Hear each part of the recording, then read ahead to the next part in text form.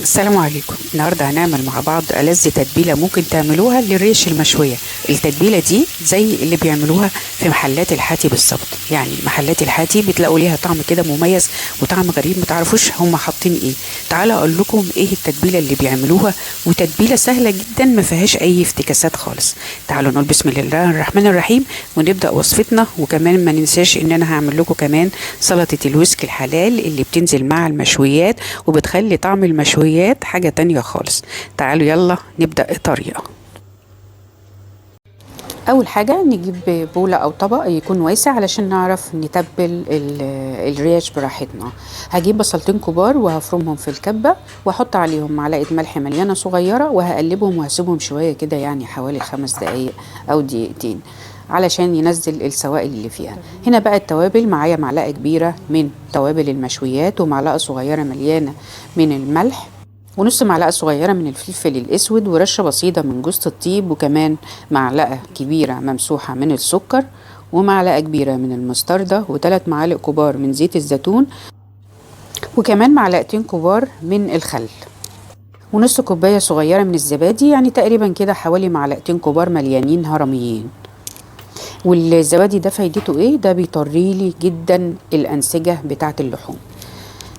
ده البصل هاخده بقى واعصره، هيكون سهل معايا جدا علشان الملح بيخليه يساعدني في ان السوائل تنزل بكل سهولة.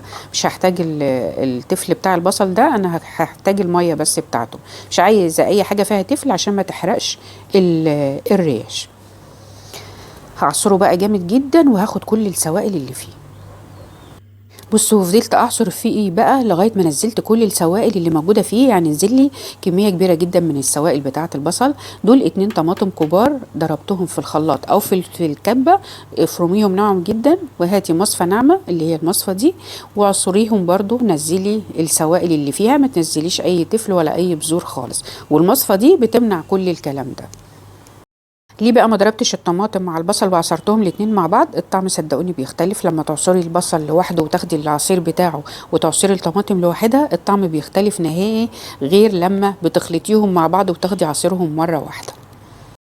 هقلبهم بقى كويس جدا لغاية ما يختلطوا ببعض.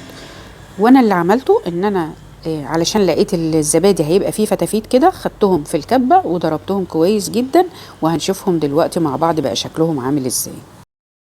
بصوا، علشان عايزاه يبقى بالشكل ده، ما يبقاش الزبادي فيه فتافيت او فيه تكتلات. هجيب بقى الريش، وانا بحط الريش هعمل واحده واحده، اتبلها من الجنبين واسيبها واخد غيرها لغايه ما اعمل الكميه كلها. ده معايا كيلو، حوالي كيلو الا ربع من الريش، وكمان نص كيلو من الكباب. وده المقادير دي للكميه اللي قلت لكم عليها دي. وهقلب بقى الكباب في باقي الخليط ده بالشكل ده. وطبعا لسه باقي الريش هعملها، تبلتها وسبتهم بقى كلهم كده مع بعض، وهعملهم بالاسترتش وهحطهم في التلاجة من بالليل لتاني يوم. خليهم ليلة كاملة، اقل حاجة تسيبيهم في التلاجة 4 ساعات. ما ينفعش تسيبيهم قبل كده، علشان اولا الانسجة تتفتت، وكمان تاخد من طعم التتبيلة، بيكون طعمها حلو جدا. بصوا، انا عندي الشواية دي حلوة جدا، بقى لها سنين كتير جدا عندي، ودي بتكون افضل حاجة عندي للشوي. تقدري ايه البديل؟ انا الاول هنا بصوا بوريكم اللحمة على رقم 5، فهعملها على 5. اللحوم 5 فبعملها على 5. البديل بقى ليها تقدري تعمليها على الجريل، هيديكي نفس النتيجة بالظبط. ودي بتشوي حلو جدا وبتديني طعم الفحم، باني في الاخر بعد الشوي تديني لون شوي الفحم بالظبط.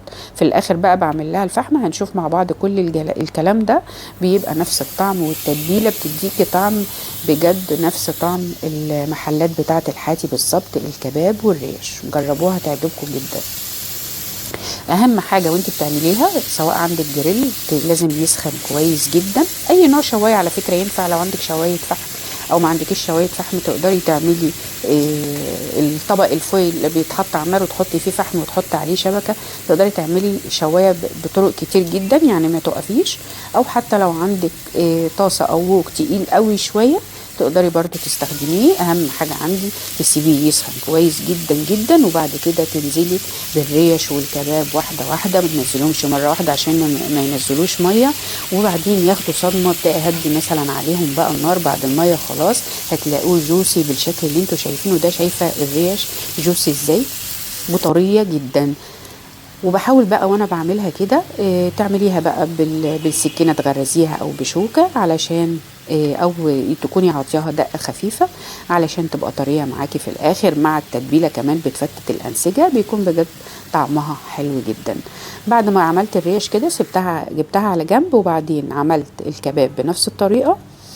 ولعت بقى شويه فحم من الصغير ده كده، وحطيتهم في ورقه فويل، واحط او قطعه زبده شويه زيت، وبعدين غطيها بحاجه عميقه او غويطه، بحيث ان انت اما تحطيها تكون مغطيه كل الكلام ده بالشوايه. انا طبعا بقى طفيت على الشوايه، او تقدري تخليها مثلا على واحد تهديها قوي وتغطي بحيث تفضل سخنه وتاخد كمان من ريحه الشوي.